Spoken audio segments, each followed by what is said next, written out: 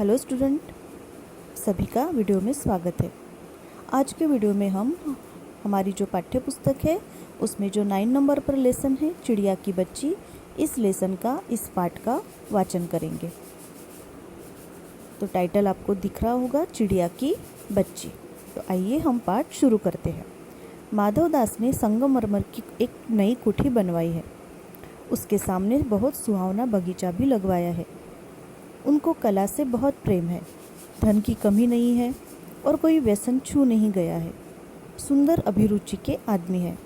फूल पौधे, रकाबियों से हौजे में लगे फव्वारों में उछलता हुआ पानी उन्हें बहुत अच्छा लगता है। समय भी उनके पास काफ़ी है। शाम को जब दिन की गर्मी ढल जाती है और आसमान कई रंग का हो जाता है, तब कोठी के बाहर चबूतरे पर तख्त डलवाकर मसनद के सहारे वह गलीचे पर बैठते हैं और प्रकृति की छटा को निहारते हैं। इनमें मानो उनके मन को तृप्ति मिलती है। मित्र हुए तो उनसे विनोद चर्चा करते हैं, नहीं तो पास रखे हुए फर्शी हुक्के की सटक को मुंह में दिए ख्याल ही ख्याल में संध्या को स्वप्न की भांति गुजार देते हैं। आज कुछ कुछ बादल थे, घटा गहरी नहीं थी। धूप का प्रकाश उनमें से छन छन कर आ रहा था। माधवदास मसनद के सहारे बैठे थे। उन्हें ज़िंदगी में क्या स्वाद नहीं मिला है, पर जी भर कर भी कुछ खाली सा रहता है। उस दिन संध्या समय उनके देखते देखते सामने की गुलाब की डाली पर एक चिड़िया आन बैठी। चिड़िया बहुत सुंदर थी। उसकी गर्दन लाल थी और गुलाबी होते होते किनारों पर ज़रा ज़रा नीली पड़ गई थी। पंख ऊपर से चमकदार स्याह थे। उसका नन्हा सा सिर तो बहुत ही प्यारा था और शरीर पर चित्र विचित्र चित्रकारी थी। चिड़िया को मानो माधवदास की सत्ता का कुछ पता ही नहीं था और मानो तनिक देर का आराम भी उसे नहीं चाहिए था। कभी पर हिलाती थी, कभी फुदकती थी। वह खूब खुश मालूम होती थी।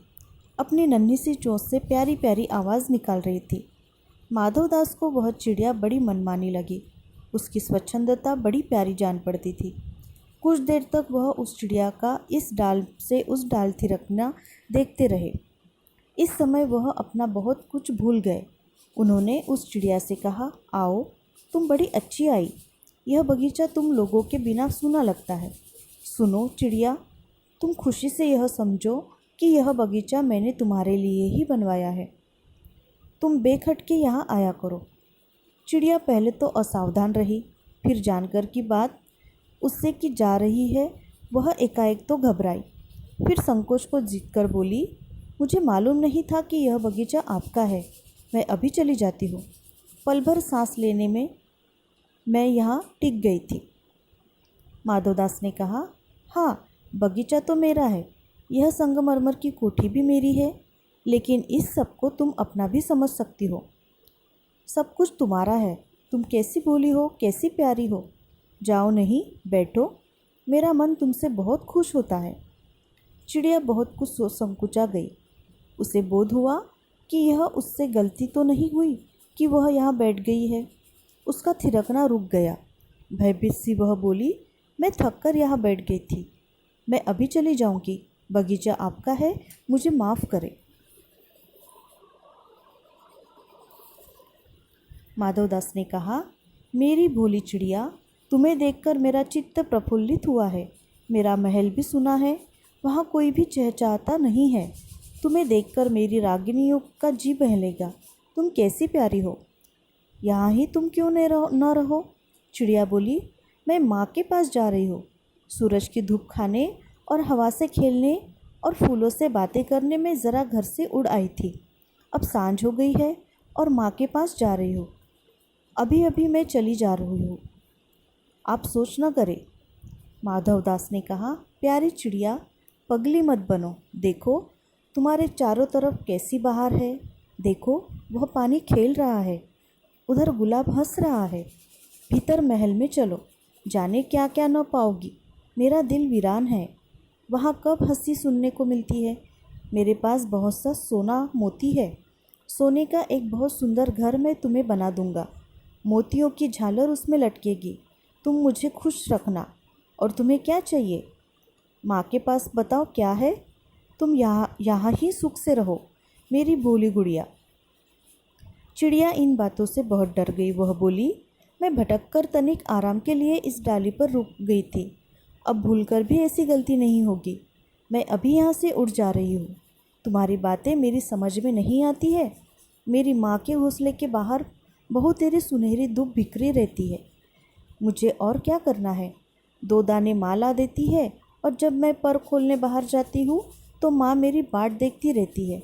मुझे तुम और कुछ मत समझो, मैं माँ की हूँ।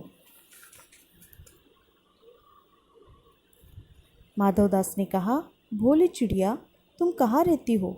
तुम मुझे नहीं जानती हो? चिड़िया, मैं माँ को जानती हूँ, भाई को जानती हूँ, सूरज को और उसकी धूप को जानती हूँ, घास, पानी और फूलों को जानती हूँ। महामान्य, तुम कौन हो?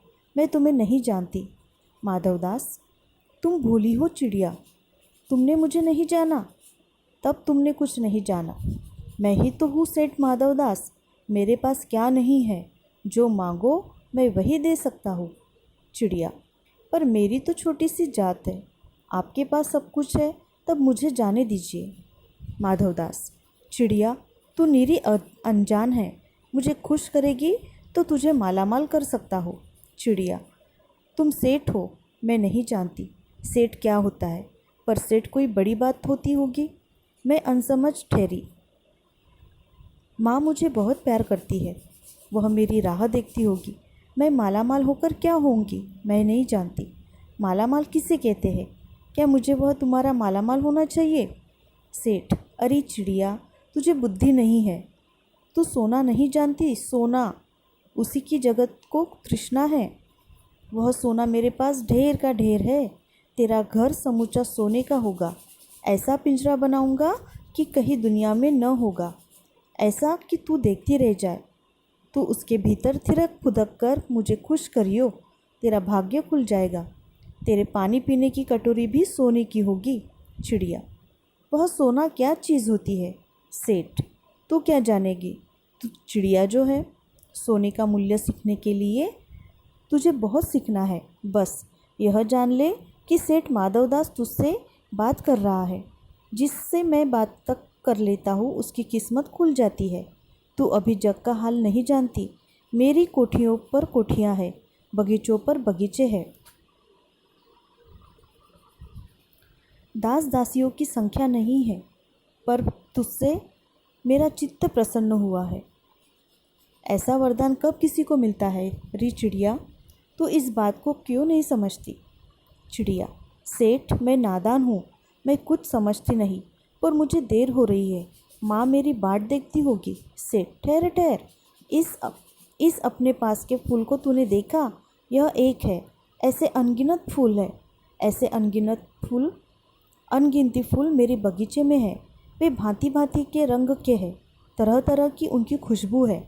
चिड़िया, तैने मेरा चित्त प्रसन्न किया है और वे सब फूल तेरे लिए खिला करेंगे। वहाँ घोंसले में तेरी माँ है, पर माँ क्या है? इस बहार के सामने तेरी माँ क्या है? वहाँ तेरे घोंसले में कुछ भी तो नहीं है। तू अपने को नहीं देखती? कैसे सुंदर तेरी गर्दन, कैसी रंगीन देह। तू अपने मूल्य को क्यों नहीं देखती? मैं तुझे सोने से मढ़कर तेरे मूल्यों को चमका दूंगा। तैने मेरे चित्त को प्रसन्न किया है, तू मत जा, यही रह। चिड़िया, सेठ, मैं अपने को नहीं जानती, इतना जानती हूँ कि माँ मेरी माँ है और मुझे यहाँ देर हो रही है। सेठ, मुझे रात मत करो, रात में अंधेरा बहुत हो जाता है और मैं राह भूल जाऊँगी। सेठ ने कहा, अच्छा, चिड़िया जाती हो तो जाओ, पर इस बगीचे को अपना ही समझो, तुम बड़ी सुंदर हो। यह कहने के साथ ही सेठ ने एक बटन दबा दिया। उसके दबने से दूर कोठी के अंदर आवाज़ हुई, जिसे सुनकर एक दास झटपट बाहर आया। यह सब क्षणकर में ही हो गया और चिड़िया कुछ भी नहीं समझी। सेठ कहते रहे, तुम अभी माँ के पास जाओ, माँ बाट देखती होगी, पर कल आओगी ना? कल आना, परसों आना, रोज़ आना। यह कहते कहते दास को सेठ ने इशारा कर दिया और वह चिड़िया को पकड़ने के जतन में चला। सेठ कहते रहे, सच, तुम बड़ी सुंदर लगती हो। तुम्हारे भाई बहन हैं? कितने भाई बहन हैं?